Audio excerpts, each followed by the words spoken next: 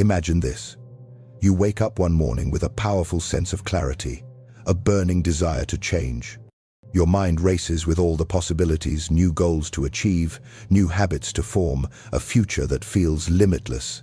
You've been here before, though, haven't you? Every year, you tell yourself this will be the year. This is the moment when everything shifts, when your dreams are no longer distant fantasies, but attainable, real. The voice inside your head is brimming with excitement, full of promises. You're going to write that book, lose the weight, master a new skill, change your life. This time, it will be different. But a few weeks later, you find yourself back in the same place. You're stuck, wondering where that drive went, why you're once again mired in the same routine, surrounded by the same distractions. The goals you set, the habits you wanted to build, they've already slipped through your fingers. You feel the weight of disappointment growing heavy on your chest. And once again, the question lingers. Why? Why do most goals fail before they even truly begin? It's not that you're lazy. It's not that you lack willpower. You've tried, haven't you?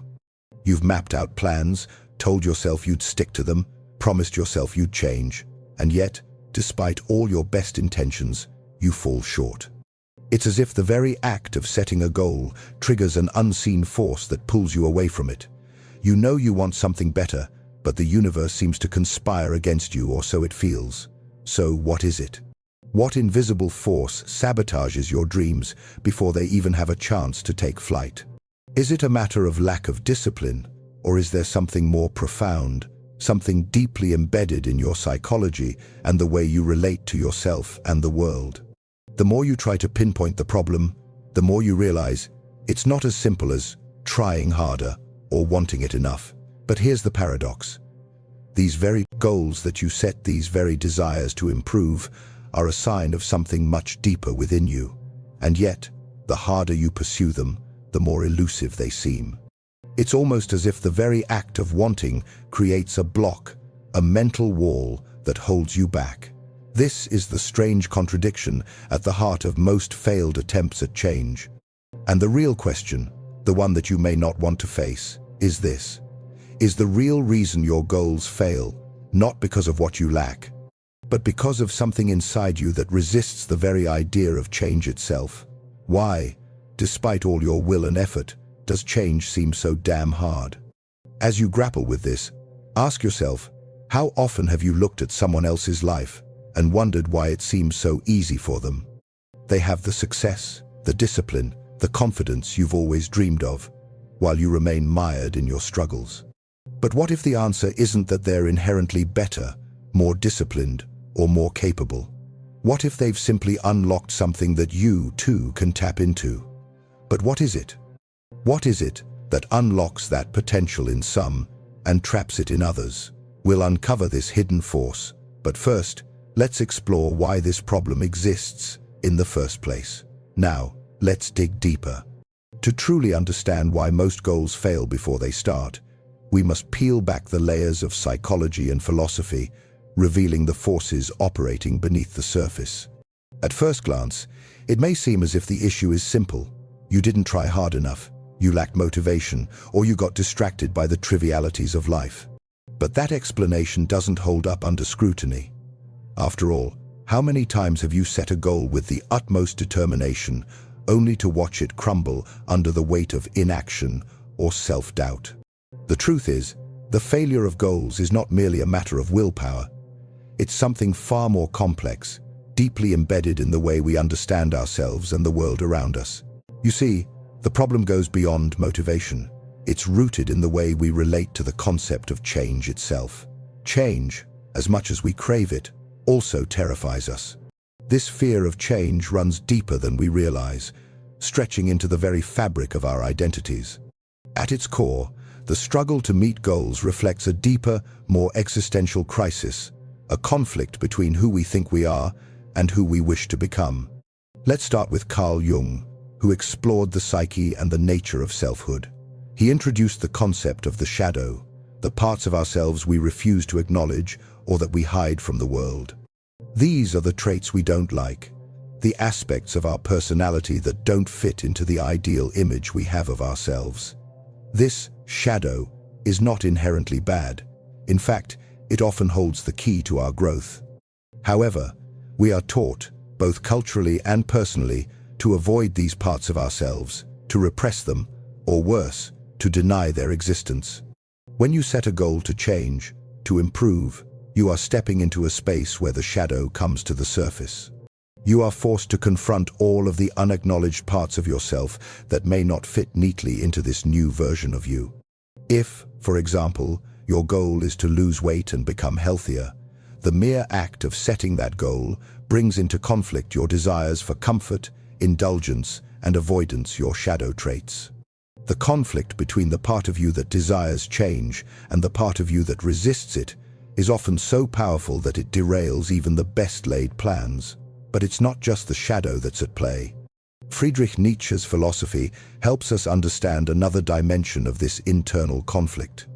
Nietzsche argued that human beings are constantly in a state of becoming, always striving for self-overcoming, for the creation of a new self. And yet, paradoxically, this process of becoming also involves embracing what Nietzsche calls the will to power, the drive to assert control over our lives, to shape our destiny.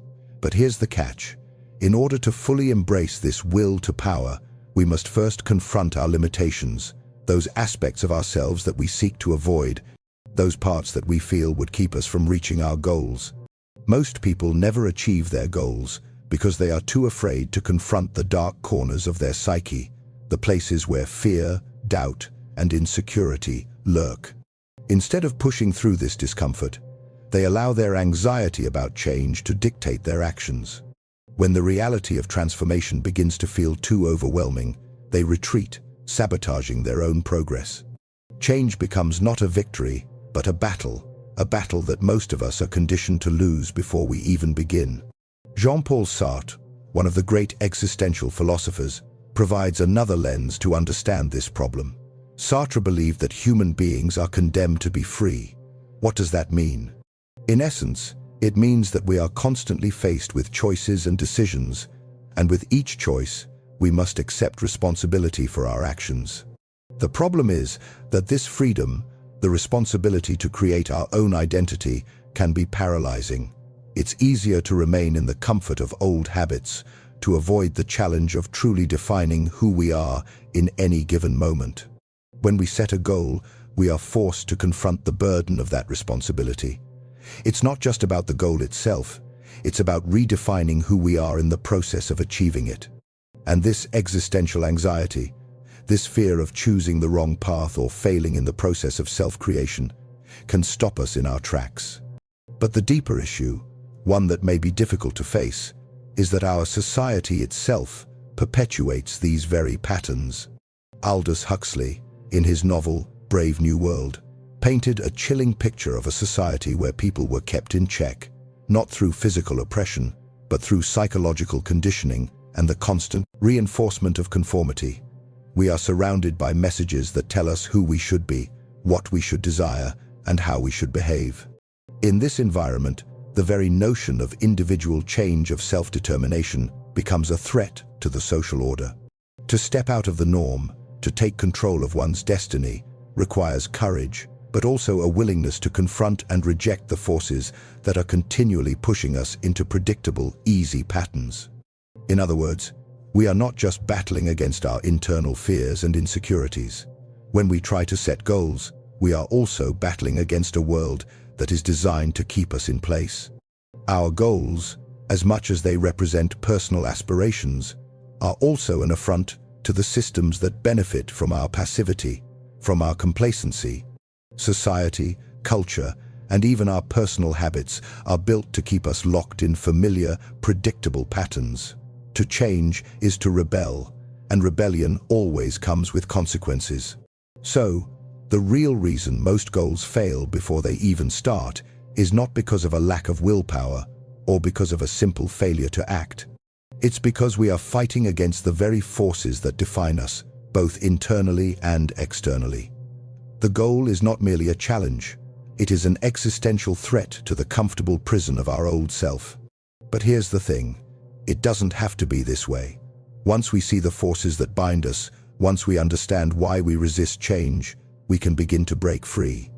But that requires a shift in perspective, a willingness to embrace the discomfort of self-transformation. Do you have the courage to confront these forces? Do you have the strength to face the parts of yourself that resist change and acknowledge them, not as enemies, but as part of your journey? This is where the real work begins. But before we explore how to break free from this cycle, let's examine the unseen consequences of not changing. The consequences that, while hidden, shape your life in ways you may not even realize. Imagine walking through life, always running just a few steps behind your own potential, like an echo of a future self you can never quite reach. The goals you set, the promises you make to yourself, always seem to slip away like sand through your fingers. You push, you strive, you plan, and yet you find yourself stuck, held back by forces you can't quite name. Perhaps you even wonder why it feels so difficult to achieve what seems so simple, so within reach. But what if I told you that these failures, these recurring patterns of disappointment, are not isolated incidents? They are symptoms of a much deeper issue, one that shapes not only your behavior, but your entire life in ways you may never have consciously recognized.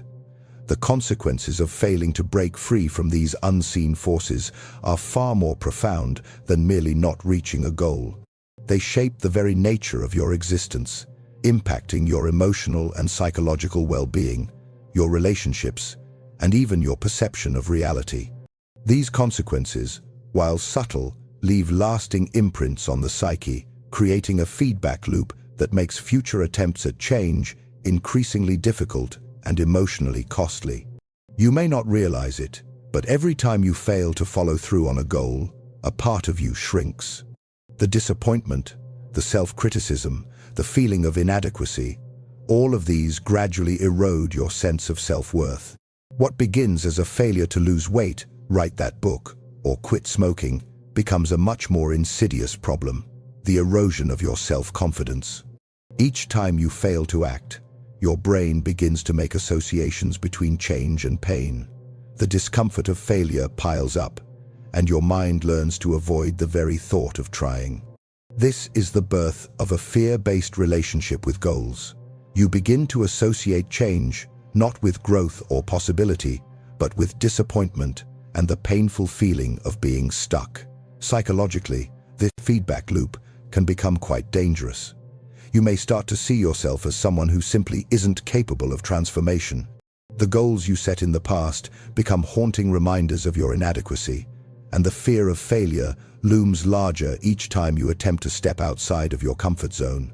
This emotional paralysis can spiral into avoidance, leading you to distract yourself with temporary pleasures or even more trivial pursuits. The deeper you sink into this cycle, the more it becomes a self-fulfilling prophecy. The longer you stay stuck, the more deeply rooted these patterns become, embedding themselves in the very architecture of your identity. And this is where the unseen consequences start to reach far beyond personal frustration. When you fail to break free from the trap of unfulfilled goals, it doesn't just affect you, it impacts your entire relationship with the world around you. Your interactions with others become tainted by this sense of stagnation. You may begin to withdraw from relationships, feeling as though you are incapable of contributing meaningfully to the lives of others. You might start to feel disconnected, alienated from your own potential, from the people around you, and from the very world that once seemed filled with possibility. This emotional disconnect spreads like a virus. You don't just stop pursuing your goals, you begin to stop engaging with life itself. The idea of change, once invigorating, now seems like a cruel joke. And, slowly, you begin to accept this as your reality. I can't change. I am stuck. But the consequences of stagnation aren't confined to your own sense of self. As the late psychologist Abraham Maslow suggested, human beings have an inherent need for self-actualization to become the fullest version of who we are meant to be. When we repeatedly fail to meet our goals, we are not simply failing to achieve a specific outcome. We are denying ourselves the experience of fulfillment. We deny to ourselves the opportunity to reach our highest potential. And in doing so, we rob ourselves of meaning. Without meaning, Without the pursuit of something greater, life begins to feel hollow. Goals may seem trivial or unattainable, and the cycle of failure perpetuates itself. But the deeper psychological consequence is a loss of purpose. Over time, your brain starts to associate effort with emptiness. Why try when it leads to nothing but disappointment? The result? You begin to lose sight of who you could become, and, in turn, lose connection to your most authentic desires. Culturally, we are taught that success is the ultimate measure of our worth. We are conditioned to believe that achieving our goals is the key to validation. The more goals we achieve, the more successful we are, the more we can prove our worth. But when we constantly fail to meet our goals, this external standard of success begins to crack. You begin to question whether success is even achievable for you, or worse, if it's worth pursuing at all. The cultural conditioning is powerful. The world around you measures success by outward accomplishments, wealth, status, material possessions. But these external markers of success are just as illusory as the goals you set. The more you chase them, the more you realize how fleeting they are. And if you can't even achieve the goals that matter to you personally, how can you possibly hope to find meaning in the bigger picture?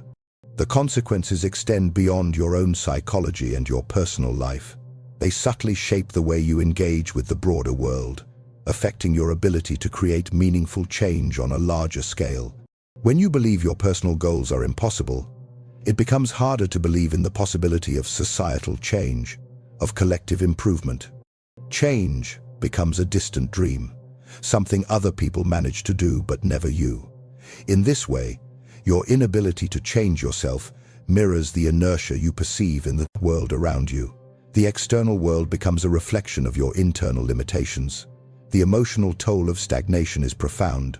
The fear of failure compounds, and you find yourself standing on the precipice, unable to move forward, trapped in a loop of self-doubt and regret. But here's the tragic irony. You are capable of change. You can achieve your goals. The problem isn't the goals themselves, it's the invisible force that holds you back. The deeper the fear, the stronger the resistance, and the more ingrained the pattern, the more it becomes a self-reinforcing cycle. Now, the question becomes, how do you break free from this cycle?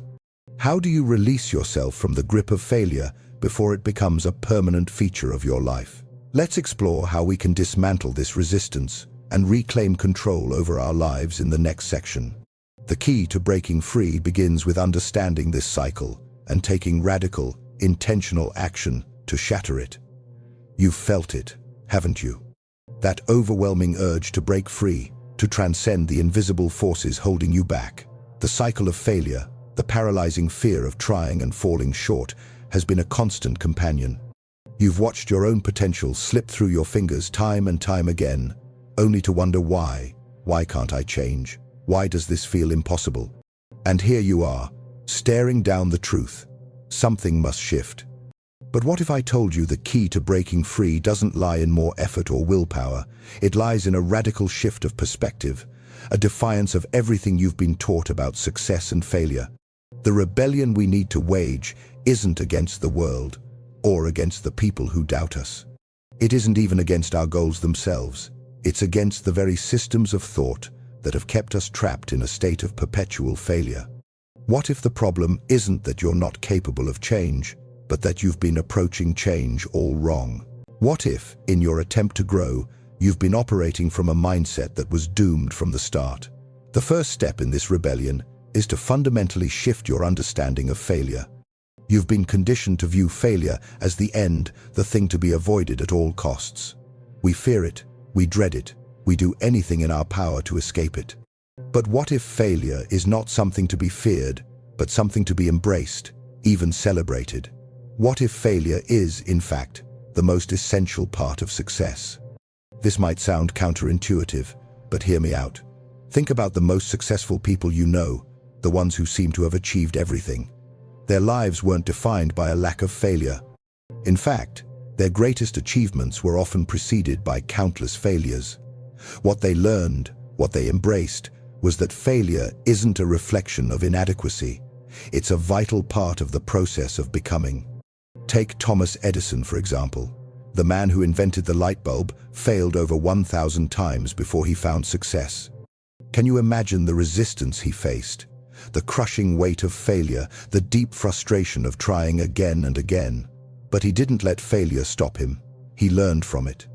He reframed each setback as a valuable lesson, something to be used in the pursuit of a goal that had never been tried before.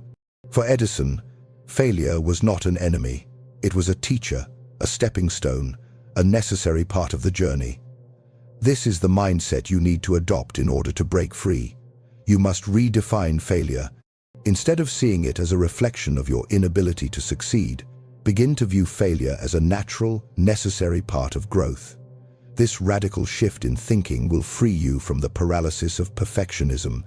The moment you stop fearing failure, you can start embracing it not as a mark of defeat, but as proof that you are pushing your boundaries, stretching beyond your comfort zone, and taking real risks. But here's the most important part of this rebellion. You must learn to detach your self-worth from the outcome of your goals. This is where the real power lies. The reason most goals fail before they even begin is because we attach our identity to them. If I fail this goal, I fail as a person. If I don't become the person I envision, then who am I? This is the trap. The moment you identify yourself with the goals you set, you are setting yourself up for failure. When the inevitable obstacles arise, and they always do, you will experience them not as external challenges, but as personal affronts. You'll believe that your worth is being questioned, that you are not good enough to succeed. But what if your worth was never dependent on these goals in the first place? What if you could achieve success not by clinging to the outcome, but by detaching your sense of self from the outcome altogether? This is where true freedom lies. The moment you can look at your goals as experiments, as exercises in growth and learning, rather than rigid expectations of success, you release yourself from the burden of perfectionism. You free yourself to take risks, to fail, and most importantly, to keep moving forward without the crushing weight of self-judgment. But this shift isn't easy. It requires a deep rebellion against everything you've been taught about success and failure. It requires you to unlearn the very patterns that have held you back. And this leads us to the next crucial step in this rebellion: consistency, but not the kind you might expect. Most people believe that in order to achieve their goals, they need to be perfect, disciplined, and hyper-focused all the time. This is an illusion. Perfection is a trap, and discipline that comes from fear of failure only breeds burnout. Instead of trying to be perfect, focus on being consistent. But here's the catch. Consistency doesn't mean you need to be perfect every day. It means showing up, even when you fail, even when you feel like giving up. This is where many people go wrong. They start with intense motivation, trying to push themselves too hard, too fast, and when they inevitably stumble, they believe it's all over. But the truth is that consistency is not about never failing. It's about learning to show up again and again, even in the face of failure. It's about creating a habit of action, one that doesn't hinge on whether or not you succeed on the first try, or the second, or the 10th. It's about making the decision to keep going, no matter what. You see, in this rebellion, the goal is not to avoid failure. The goal is to redefine failure and use it as the fuel for your growth. The goal is to stop seeing yourself as someone who is not enough and start seeing yourself as someone capable of endless transformation. You are not defined by what you achieve. You are defined by your willingness to keep moving even when it's hard, even when you fail, even when the world tells you to give up. And here's the most radical part of all. Once you stop fearing failure, once you embrace the ongoing process of transformation, you will find that the very goals you once thought impossible begin to shift from being out of reach to inevitable. Because, in the end, the only thing that truly stands between you and success is not your ability to try harder, but your willingness to be imperfect and keep going. As you stand at the edge of everything we've explored, you may feel a sense of clarity starting to emerge, like the fog lifting from a long and winding road. You've come face to face with the forces that have shaped your failures, your fears, and your deepest desires for change. You've learned that your goals are not the enemy, that failure is not the end, and that perfectionism only keeps you bound in the prison of your own mind. But there's one final truth, one realization that, if you fully embrace it, has the power to completely transform your approach to life. It is this: you have never truly been in control of your success or failure. Let that sink in for a moment. You have never truly been in control of your success or failure. This realization is not a defeat. It is not an excuse to give up or to abandon the pursuit of your dreams. Quite the opposite. It is the key to setting yourself free. You see, so much of the frustration, the anxiety, and the self-criticism we experience when pursuing goals comes from the illusion of control. We set our goals, we map out our plans, we push ourselves forward with all the energy and willpower we can muster, and when the inevitable obstacles arise, we feel as though everything has been lost. We start to believe that success is something we can make happen, that if we only try hard enough, if we just do enough, we will reach the finish line. We wrap our self-worth up in these goals, thinking that if we fail, we are failing ourselves. But here's the truth. The outcome of your goals is never truly in your hands, because life itself is an unpredictable, ever-changing force. Your goals, your desires, your efforts, they are important, but they are not the only factors that determine success. Life is filled with variables you cannot control: timing, luck, opportunity, and, of course, the unforeseen twists and turns that shape the course of your journey. This realization is both humbling and liberating. Humbling because it forces you to confront the limits of your own control.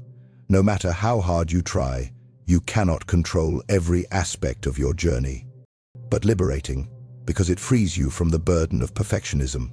It allows you to take a step back from the endless striving and begin to see the true nature of your journey. You see, the real key to success is not in controlling every variable, but in learning to flow with the uncertainty of life.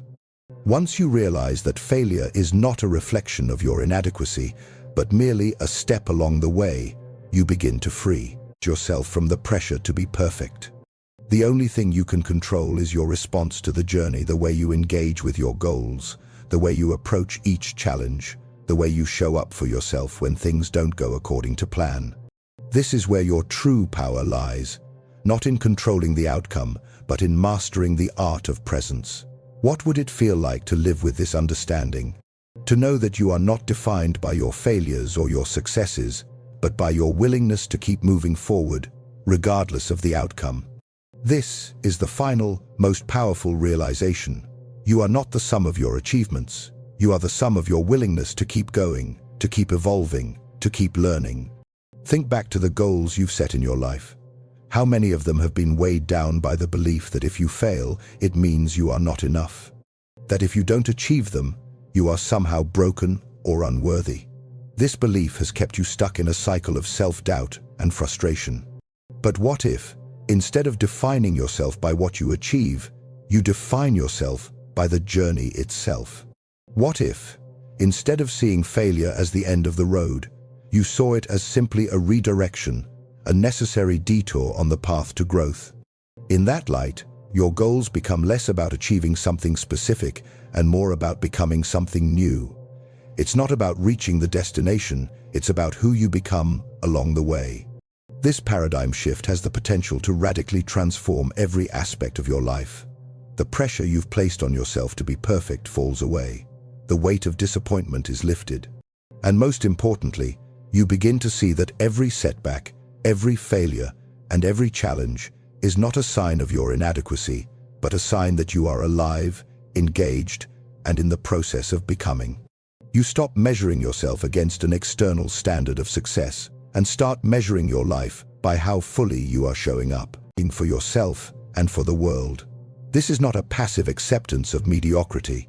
It's not about giving up on your goals or resigning yourself to a life of complacency.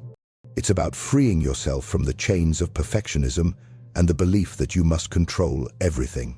It's about embracing the uncertainty of life, knowing that the only thing you can control is your own response to it. And when you do that, the impossible becomes possible. You stop running from failure, and instead, you learn to dance with it. You stop chasing after success, and instead, you start living it in every moment, in every action, in every decision. You begin to realize that you are already enough, that you have always been enough, and that the path to change, to growth, to transformation is not a destination, it is the journey itself. Imagine how different your life could be if you stopped chasing after goals with the need to prove something and instead embraced the process of becoming. How would your relationship to failure change? How would your relationship to yourself change? And here's the final, most liberating thought. The person you are becoming is already inside you. You don't need to prove your worth through achievements or the external validation of others. Your worth is inherent, it is unshakable, and it is grounded in the simple act of showing up for yourself, no matter the outcome. The ultimate truth is this: you are not defined by your goals, your failures, or your successes.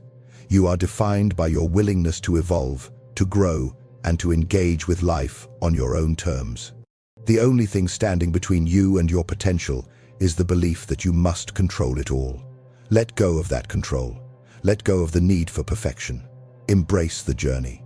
And with that, you will find that all your dreams, all your goals, were never as far out of reach as you thought. They were, in fact, already within you. You just needed to let go of the need to control and embrace the beautiful, unpredictable flow of life. This is the ultimate truth. You are the process of becoming, and the key to achieving your goals is not in striving for perfection, but in embracing the imperfections along the way. Every step you take is part of the transformation. Keep going, because change is already happening within you.